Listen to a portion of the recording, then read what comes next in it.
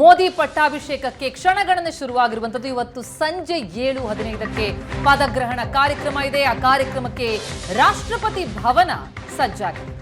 ಹಾಗಿದ್ರೆ ಪ್ರಮಾಣ ವಚನ ಕಾರ್ಯಕ್ರಮಕ್ಕೆ ಯಾರ್ಯಾರಿಗೆ ಆಹ್ವಾನ ಕೊಡಲಾಗಿದೆ? ಮೋದಿ ಪಟ್ಟಾಭಿಷೇಕಕ್ಕೆ ಯಾರ್ಯಾರು ಸಾಕ್ಷಿಯಾಗ್ತಾರೆ?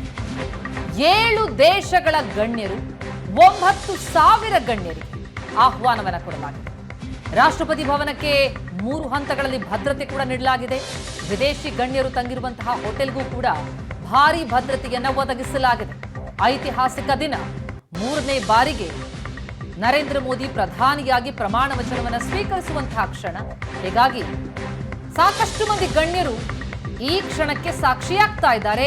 ವಿಶ್ವಾದ್ಯಂತ 8,000 ಮಂದಿಗೆ ಒಟ್ಟು ಆಹ್ವಾನವನ್ನು ಕೊಡಲಾಗಿದೆ.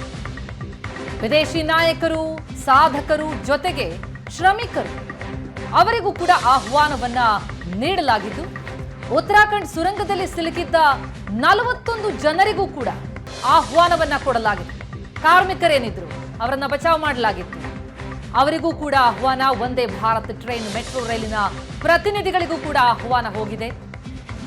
ಏಷ್ಯಾದ ಮೊದಲ ಮಹಿಳಾ ಲೋಕೋ ಪೈಲಟ್ ಸುರೇಖಾ ಅವರಿಗೂ ಕೂಡ ಆಹ್ವಾನ ಹೋಗಿದೆ.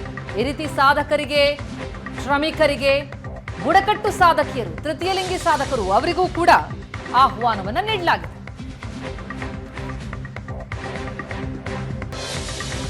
ಇತಿಹಾಸ ಸೃಷ್ಟಿ ಮಾಡ್ತಾ ಇರುವಂತಹ ಮತ್ತೊಂದು ಅದ್ಧೂರಿ ಕಾರ್ಯಕ್ರಮ ಮೋದಿ 3.0.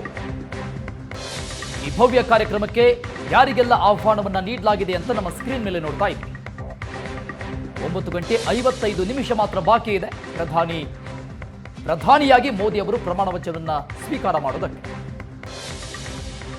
ದೇಶದ ಎಲ್ಲ ಶಾಸಕರು, ಸಂಸದರು, ಸಚಿವರಿಗೆ ಆಹ್ವಾನವನ್ನ ನೀಡಲಾಗಿದೆ.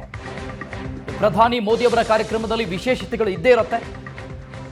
ಶ್ರಮಿಕ ವರ್ಗ, ಸಾಧಕರನ್ನ, ಕೆಲವೊಂದಿಷ್ಟರನ್ನ ಗುರುತಿಸಿ ಅವರಿಗೆ ವಿಶೇಷ ಆಹ್ವಾನವನ್ನ ನೀಡಲಾಗಿದೆ.